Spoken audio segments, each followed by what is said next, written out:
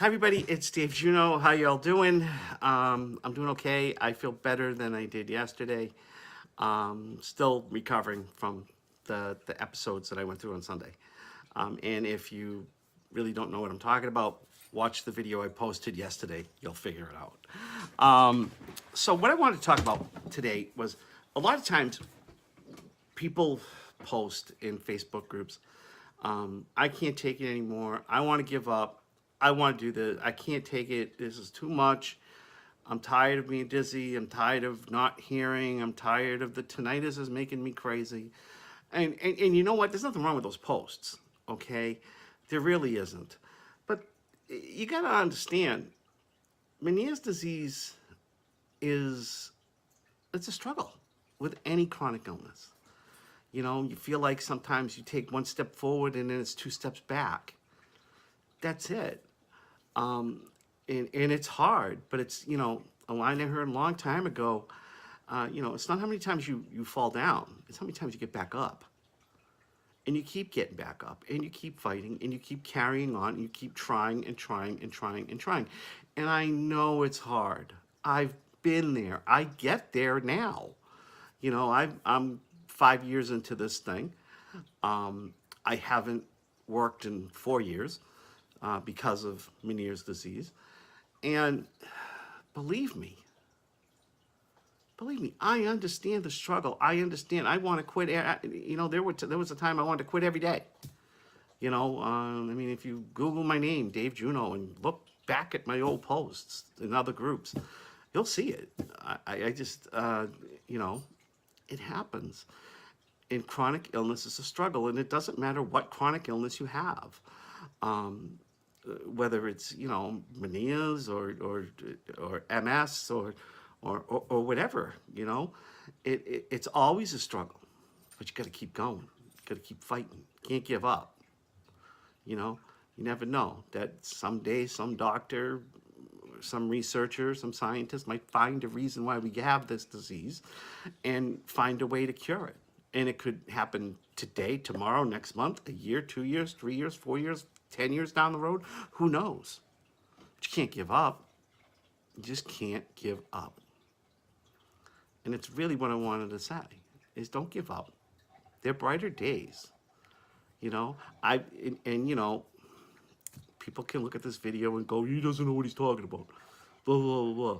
Well, you know what? I do.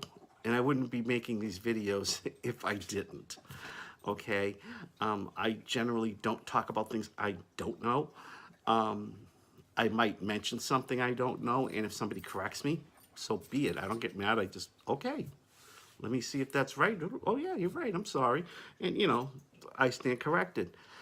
But the one thing I do know that I have done my whole life, not just with Meniere's, but just with life in general, is I've always had to fight.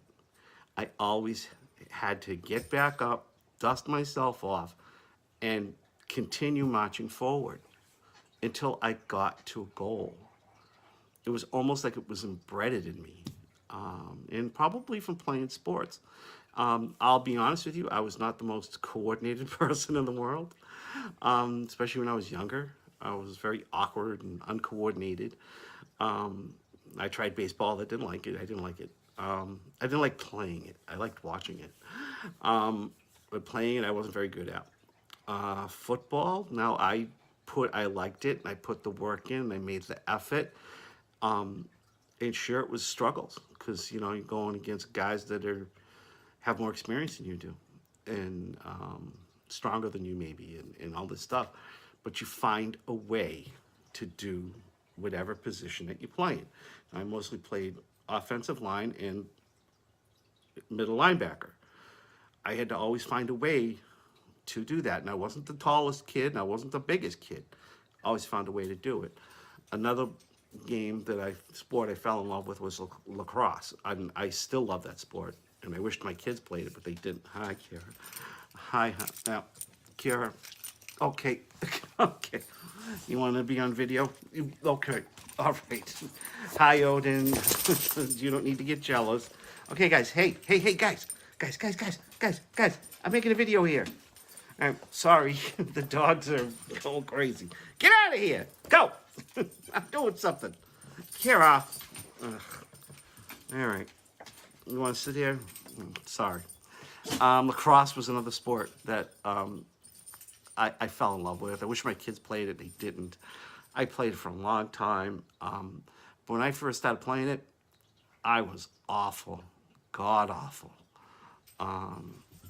The coach told me the only reason why they didn't cut me was because they didn't have enough players. And I went, oh wow, that makes me feel good.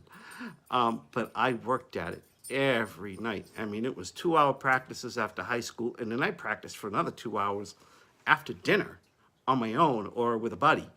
And by the end of my first season, I had not only could learn every position to play that was on the field, midfield, attack, and defense, which was my primary position. But I played midfield and attack, which were offensive players, and I learned how to play goalie. So when I started playing in high school the next year, there wasn't a question of whether I was going to get cut. It was a question of, okay, whose starting position was I going to take?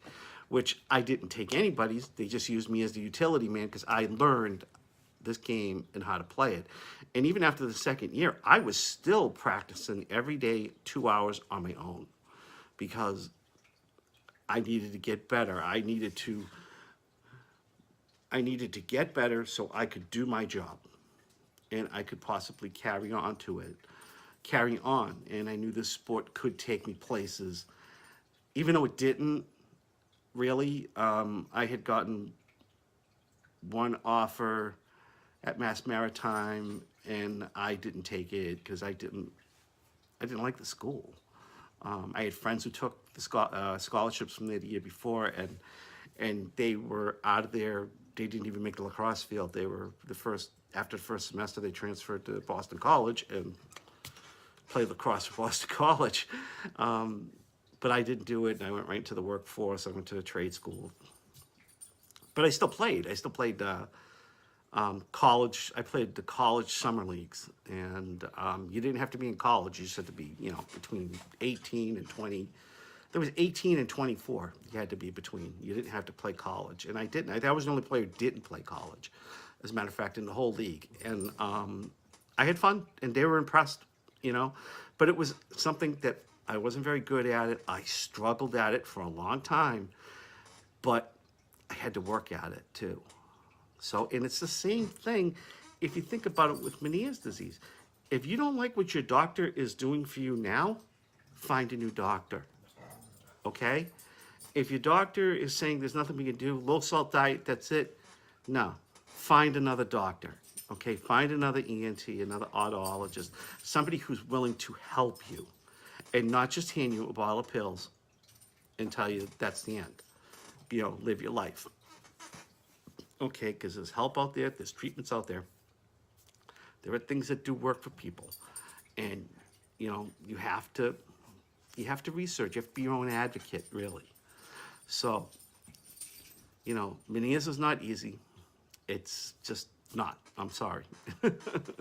It's not. And I don't mean to chuckle about it, but it's just not easy. And you just have to keep fighting, keep swinging, keep reaching for the stars. And you know what? You'll find that happy medium eventually. Eventually you will. And eventually I will too. Again, it's just, the thing is that I've gone bilateral. So everything this ear is doing now is what this ear did 5 years ago. So eventually I'm going to find that happy medium. And I know I will, because I did with this one. After a labyrinthectomy. But I still, even before the labyrinthectomy, I found a way to do things. And you know what? I'll do it again with this one too. I'll find a way, eventually. It'll take a while, but I'll find a way. So, on that note, I hope you all have a great day. Thank you for watching. If you like what you see, subscribe. And I will talk to you all later. Bye.